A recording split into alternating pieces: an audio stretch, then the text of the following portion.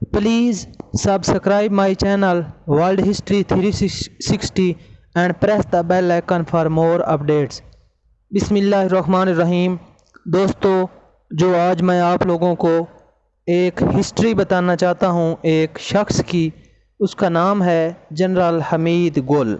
General Hamid गुल कौन थे, कहाँ पर पैदा हुए और उनकी ज़िंदगी के अंदर कौन कौन से जो पेशनगोइयाँ हैं उन्होंने की थी और कहाँ कहाँ पे उन्होंने नौकरी की थी, ये सब चीज़ें मैं आप लोगों को बताता हूँ। तो आइए शुरू करते हैं। सबसे पहले जो जनरल हमीद गुल थे, ये जनाब 20 नवंबर 1936 को सरगोदा में पैदा हुए थे। आपके वालिद का नाम मोहम्मद ख़ान था, जो कि खान कबीले से ताल्लुक़ रखते थे, यानी कि इनका जो कबीला है वो यूसुफ ज़ई था, जो पश्तून हैं उनका एक कबीला है। आपका जो ख़ानदान है वो सवात से सरगोदा में मुंतकिल हुआ था। तो आपने अपनी इब्तदाई तालीम अपने गांव सरगोदा से हासिल की और फिर आप आला तालीम के लिए जीसी जो लाहौर है, जो गवर्नमेंट कॉलेज यूनिवर्सिटी लाहौर है, वहाँ पर चले गए और इसी तरह से अपनी तालीम के दौरान ही 1956 के अंदर आपने मिलिट्री एकेडमी को ज्वाइन किया और आपके अंदर एक जज्बा पैदा हुआ फ़ौज को ज्वाइन करने का, और इसी तरह से आपने फ़ौज को ज्वाइन कर लिया 1956 के अंदर, 56 के अंदर, और 1965 की जंग में भी आप जनाब कमांडर थे फ़ौज के, और इस तरह से 10 साल में आपने फ़ौज के अंदर बहुत ज़्यादा तरक्की की और इसी तरह से जो है आपकी जो कारकर्दगी है और इसी तरह से आपकी जो कामयाबियां हैं उनका आगाज़ हुआ। जब जनरल ज़ियाउल हक ने इक़्तिदार संभाला तो उस वक्त आप ब्रिगेडियर के ओहदे पर पहुंच चुके थे। 1980 में आप जो है कमांडर बने और मिलिट्री ऑपरेशन के निगरान के तौर पर ड्यूटी करने लगे। और इसी तरह से जब अफ़गानिस्तान के साथ जंग हो रही थी, अफ़गानिस्तान के अंदर रूस ने हमला किया था, रूस और अफ़गानिस्तान की जंग चल रही थी, तो 1987 के अंदर आपको ISI का डायरेक्टर जनरल बना दिया गया। और इसी तरह से जो खुफिया एजेंसियां हैं पाकिस्तान के अंदर या बाहर की एजेंसियां अगर पाकिस्तान के कोई नुकसान पहुंचाना चाहें तो उन पर जो है आप काम करने लगे। इसी तरह से हमेशा जो है आप जो भारत है उनसे नफ़रत करते थे और हमेशा से कश्मीर के अंदर कश्मीरियों के अंदर आपने जो आज़ादी का जज्बा है उसको बुलंद करने में अपना काम करते रहे। तारीख़ तालिबान और इसी तरह से और भी बहुत सी तारीख़ों को आपने अपने दौर में शुरू कराया और इसी तरह से कश्मीर के अंदर लोगों को भारत के ख़िलाफ़ उभारने में आपका एक बहुत बड़ा हाथ है।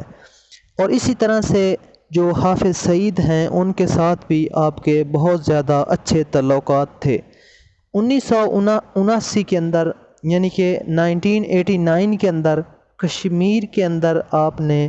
आज़ादी का काम शुरू किया और कश्मीर के लोगों के साथ मिलकर वहाँ पर एक तंजीम कायम की और उस तंजीम ने अपना काम जारी रखा और भारत के ख़िलाफ़ एक बहुत ही अच्छे तरीके से आप अपनी लोगों को और कश्मीरियों की जनाब आज़ादी के लिए काम करते रहे। इसी तरह से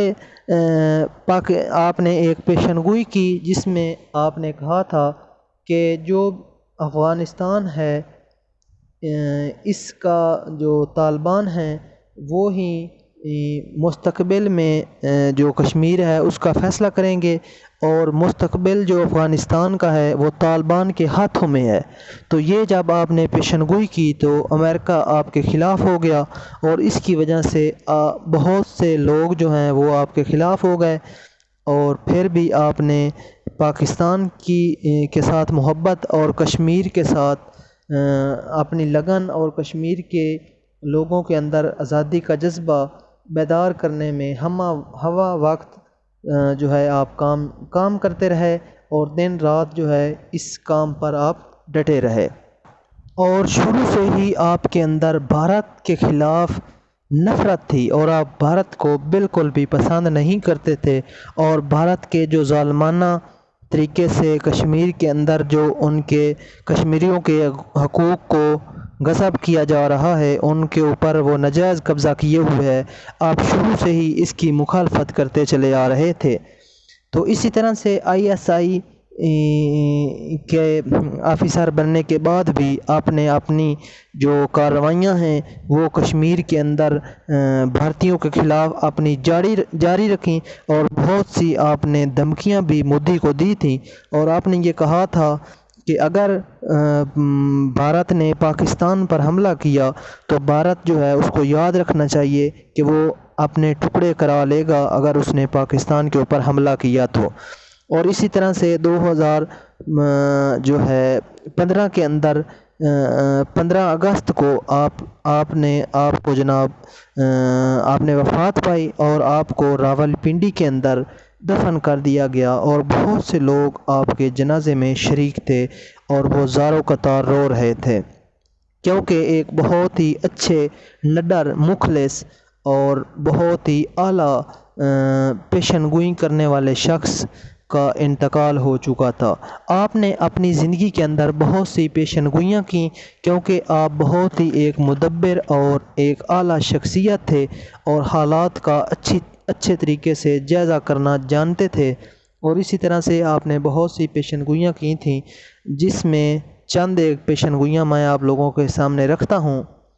تو آپ نے یہ کہا تھا کہ مسئلہ کشمیر اس وقت حل ہوگا جب امریکہ افغانستان سے مکمل طور پر چلا جائے گا، یعنی کہ اس کا انخلا ہو جائے گا۔ تو یہ بھی آپ نے ایک پیشن گوئی کی تھی۔ اسی طرح آپ نے ایک اور پیشن گوئی کی تھی جس میں آپ نے کہا تھا کہ جو افغانستان ہے اس کا مستقبل کا جو فیصلہ ہے وہ طالبان کے ہاتھوں میں ہے، اور یقیناً آج ہم نے دیکھ لیا ہے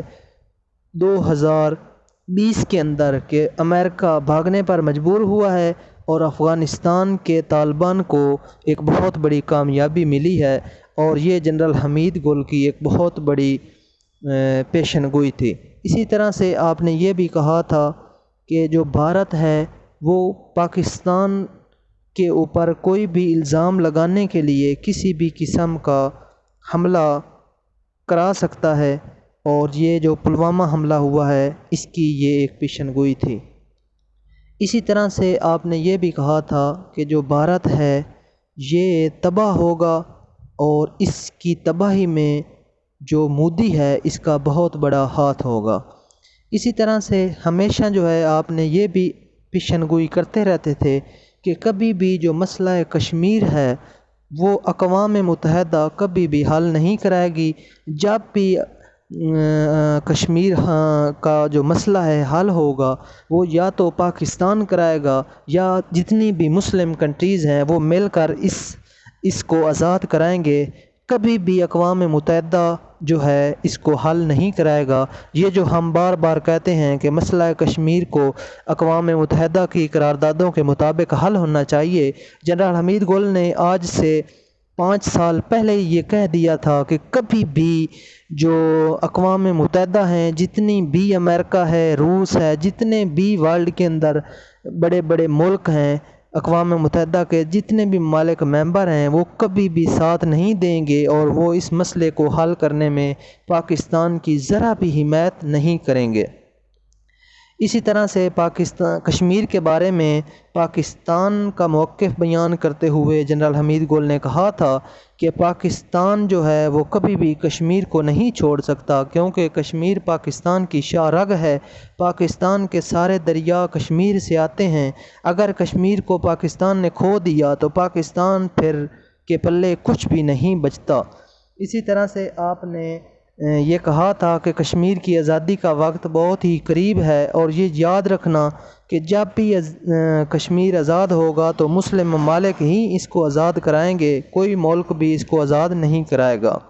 اسی طرح سے جنرل حمید گل کے بارے میں یہ کہا جاتا ہے کہ انہوں نے کہا تھا کہ اگر امریکہ ایران پر حملہ کر دے تو جنرل حمید گل